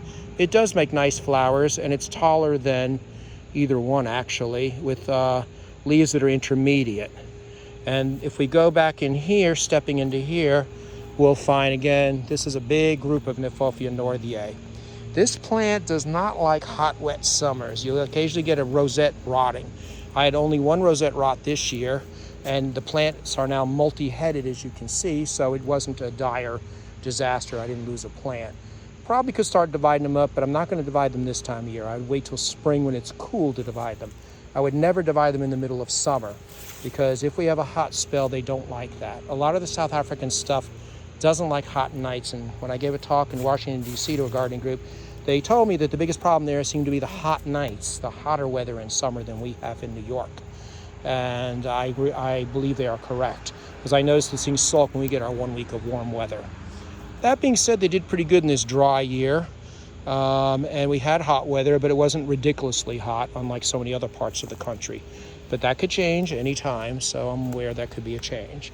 We have here seedlings I put out of Helichrysum splendidum. This is a new collection I made myself in South Africa from seed, but I'll show you some older forms from Paneoria that are bone hardy here and beautiful plants. In this corner we have more things going on. Of course, more Berkea purpureas. They seed around and I get them everywhere. Behind it is the interesting cut leaves of a silphium. These are interesting perennial daisies found in North America with yellow flowers. This one I collected in the coastal plain somewhere down south. It had, I don't know of anybody growing it. I like it. It came from, let's see, there's a rosette there, and it's better to look at. A little offset that came up. There they are. And it makes these long, tall spikes, or as tall as me, taller actually. You can see they're faded, but little yellow daisies that are now forming seed pods. Very graceful plant. Some silphiums are very bulky looking, and they have their own charm, and some are delicate like this guy. You don't often see the delicate ones in cultivation. They all have their charm in different ways. And we can see here a really nice, the latest of the Amaryllis belladonna hybrids. This guy still looks pretty good here. They're called naked ladies out west in California, where they grow very well. Here, they're a connoisseur plant. I grow them again near the house, covered with mulch for winter. The leaves come up, they try in fall or winter, but they can't because it's too cold. I'll move the mulch, they grow in spring, they fatten up, they die down for summer, and then the flowers start popping up in August. So far, so good, and this mild winter no doubt helped. And we're getting some seed pods on them. They may be selvings. I also tried crossing with Crinum bulbospermum to see if I can get a hybrid. I know Crinums and Amaryllis belladonna have been crossed, but I don't know if they crossed with belladonna. With Crinum bulbospermum, which is the hardiest of Crinums, and I would be curious to see if that results in seed.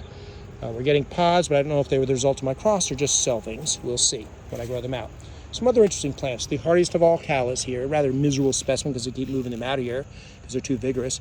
This is Xanthodeschia albomacculata. It has a white flower and it's extremely vigorous. I've moved them out to the full exposure areas because they're completely hardy, even though the corms don't go deep. No winter will kill them that I know of or have ever had. So they're completely hardy, and they get a little aggressive here. So I'm moving them out to favor the Amaryllis belladonnas and other things that are a little more special here. I'm going to also put in that bare area in future years. I'm going to put in some Pelargonium luridum, a summer-growing pelargonium that grows from underground tubers that will be hardy if put in a protected location. Some other oddball things. This prickly thing here is not a Berkea, but an Acantholyman. Most of these are Turkish Mediterranean plants with prickly leaves and spikes of beautiful flowers in blues and whites and pale colors, but this is anything but. This is this species, I think it's Emei. I'm trying to remember the species. No, Sienii. It comes from Ethiopia, and it's a brilliant red, and I love red flowers. And this thing is beautiful in bloom. Its one fault is it blooms very late, just before the frost. So in late October, if the weather's good and cooperates, we'll see some flowers on it. You can grow it from cuttings after you get stabbed a few times trying to make them. But the root is pretty hardy and survives back there with some chips on it. I don't know how much cold it will take, but it's taken several winters here with some chips on it near the house. So far, so good. Same thing with this plant here with the fuzzy leaves. Is Colcutea costinea, a mint relative from the Himalayas. It'll make orange flowers again before the frost. I see pictures on the internet of this that don't match the real plant with red flowers that are more spectacular than it really looks. But it has orangish yellowy flowers. Interesting foliage. I don't know if I'd go crazy over this plant if I saw it again, but it survives here in the corner without much other than a few chips on it, so it gets to stay. I planted a lobelia tupa here, a giant red lobelia from Mays annuals, but this hot, dry winter has not favored it. It's here. I may dig it up to overwinter it, or I may just leave it here and throw some chips on it and see how it does. Maybe another year with a little more rain, it'll do better and make a giant red lobelia that it should turn into. Now we'll look over here. We've got a white-flowered Chinese shrub, Eschscholzia stantia, I think it is, the white-flowered form. Pretty in bloom, but they soon fade and then you get seeds everywhere, so I keep one plant of it, or at least I try to keep one plant. I want to get the pink form of it, which is more common, and every time I get seed, it never seems to come up. But I like it for its late color, gracefulness, resistance to drought, and other mean things, and so it stays for now. Just want to whack the seed heads off before it gets crazy. Over here is our largest plant of Helichrysum splendidum. This is a beast. Okay, it's got to be like 8 feet or more in its longest diameter. It's a South African straw flower with beautiful little yellow flowers in spring. In a harsh winter, it'll die back to near the base. You cut away all the dead branches and it grows beautiful silver leaves that smell nice. It kind of reminds me of lavender in a sort of a way with a nice herby smell. In a good year like last year where it didn't die back much, you get that year it'll flower and make seeds, and you might even get babies popping up. Beautiful thing. These particular ones came from collections made by Panayotis Colitis of Denver Botanic Gardens years ago in South Africa. Next to it over here on this side, let me step out here without falling. I have to step all over the helichrysum at the edge of the wall here. You can see a big plant of Arunda Donax peppermint stick. Sometimes I regret putting it near the house because in the night, if it's windy, you'll have the stems rubbing along the windows and it drives my wife crazy. But when it's quiet, it's nice, and now it's making plumes. We need not worry about it seeding in this area of the world, thank God. Arundo grass is not something I want to plant in areas where it can seed around in more tropical areas. And again, while I'm not a fan of variegated plants in general, I do like this. The crisp white next to the green is really pretty and lights up the area, and it's tall and impressive, and people never fail to remark on it when they come here. I've been cutting off pieces and removing it and putting pieces over at the border of the property and trying to chase it away from the wall of the house a little better. I don't want it too close. But for now, it stays because it does make an impressive plant, and it's not going to leave willingly. This is not a plant you want to have to move after it's gotten big. It takes a bit of work, like a lot of work. And this area I've been redoing. There's some butterfly weed in here. There's ruse. Oh yeah, let's check out the caterpillars. Black swallowtails on rue. Check out that guy. Now, if I touch him, his evil-smelling horns are going to pop up. Let's see if he'll do it for us. Touch, touch. Come on, guy. Up. Oh, yuckies. There they are. You can see the little horns pop up. Whew, now my finger smells. The young ones look like little bird turds. That's their protection. You can see the little black guy with the white saddle mark. Let me blow him up a little for you. That's the earlier instar of the larva. This larva over here is near full size, and he'll go off to make a chrysalis. He better hurry. But he has time. He'll make it. They usually feed on members of the carrot family, but oddly enough, they'll feed on rue, which is in a different family. I was hoping I'd get the giant swallowtails that have also come north in recent years to start laying their eggs on rue. They will, but so far no babies of those yet either. So I wait for cloudless sulfur, giant cloudless sulfur, and giant swallowtail larvae 1 year. In here I planted some seedling Sweet Williams that were suffering from the drought. There's some yellow coneflower, Echinacea paradoxa back there, young ones, and some regular coneflower that I might get rid of because I have so much of it. We have a native pink hibiscus here, which I may reduce to 1 clump as I redo this area. And I have some other things out near the edge, like a rather compact for a geranium. This is Geranium sanguineum, a more compact purple form.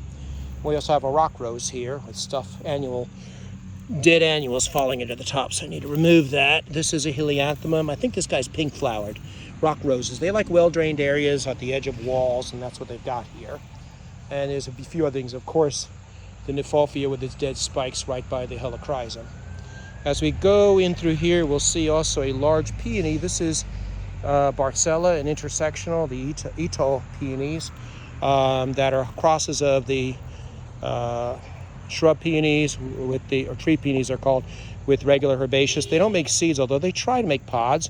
I mean, you'd swear this thing was going to make seeds. If I got a seed there, I'd be so stoked. But when these pods open, there'll be nothing inside. They never seem to have good seed because of their odd genetics. But they do make the most gorgeous double yellow flowers in spring. Soon these pods will open and it'll try again. But again, if it made a seed, that would be really cool to see what would happen. And we'll go up back to the other edge there where we see, ooh, there's a butterfly, a regular sulfur on that Amelia. Let's see if we can get him in the picture. Oh, there he goes. Oh, they don't like to pose. There's some Coreopsis in there, annual Coreopsis. Behind it is a Coreopsis species, gladiata, that will bloom later. It's from the south, and I got from a nursery. And here we can see more Buddleia. Some of these are seedlings. I think this guy might be a seedling. I'm not sure. I might have planted him. Might be a seedling. I'm not sure. And along the driveway here, adjacent to the front garden, we see two massive colonies that emerged of Zingiber myoga, the hardy ginger. This slightly taller one, in a drought year, they would both be taller. They look like corn plants, and my wife makes jokes about these. She and my late mom used to say, "Why do you grow that for? It looks like a corn plant." Well, it is a plant geek plant because the flowers are on the ground. Let's see if we can find them. This guy should have pinkish flowers at the ground level. So I've got to go down in here, like fleshy pink flowers. Oh, they're fading. There were a bunch there. You can see the old inflorescence there. See if I can find a fresh one in here somewhere. Oh, there's one back there. Let me get it. Hold on. That's it. That's the bloom. Right there. See that guy there? It's got a little lip and a little hood. That's its flower. Now, these are supposedly eaten in Japan, though I did read something on the internet about them having some kind of carcinogen in them, so I think I'll pass. But I did have somebody pull up in a car once that wanted to harvest some, and I let them take a few with the appropriate warning. This is Linaria. This is the purpurea they grow out in England. It always looks glorious in England. This is a little past its prime. It's like a mini snapdragon with lots of little tiny purple flowers. They seed around here, but in spring they look at their best. Now it's not so much. Here we have another red glad. The Delaney's are getting around.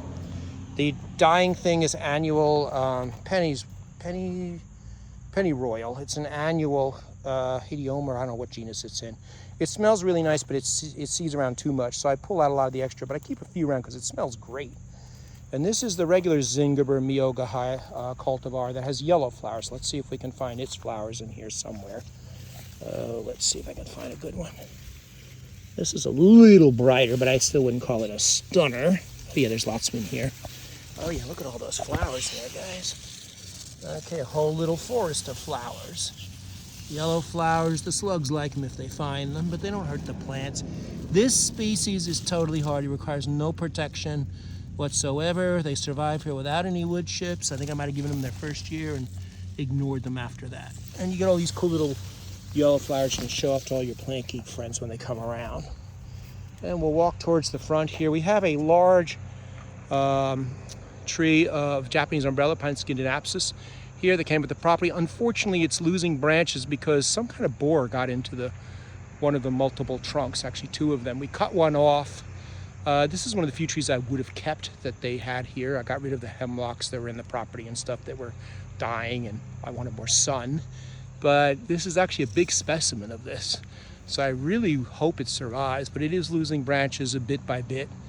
We had to take off the main one stem here, and the other stem has issues. By the mailbox here, we have a random tomato plant that came up.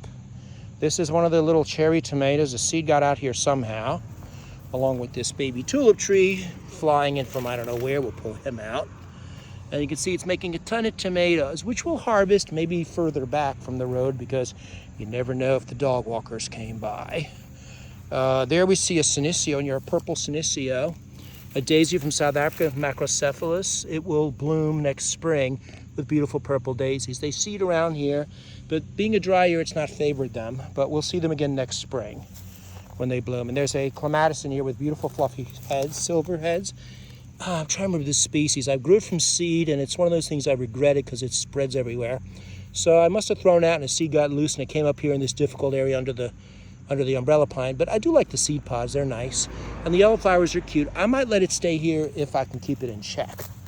It would normally crawl up something, but here it can't crawl. So it can't go up, so it's clambers around on the ground. And this is a seedling buddleia came up. I kept it because I really like the color. And you can see it's got nice, deep, rich purple spikes with a little touch of reddish in them, and it's pretty. And I've had friends, they asked, like, oh, that's pretty cool, can I have a piece of that? So one day I'll make some cuttings of it too. And then we'll take our last little look at the front garden. We won't see much here, to be honest. This is a section below the wall, and we have some rampant morning glories romping around here. This looks much better in the spring. Right now, the sun and drought has burned it out. But in spring, the wildflowers will be back. There'll be a colony of Canada ginger here, or Asarum canadense. We do see some nice impatiens in here, though. Impatiens Nam Charbaroensis, the Tibetan blue impatiens, which is a beautiful flower. We have them on various parts of the property. It was quite rare, but introduced into cultivation a few years ago.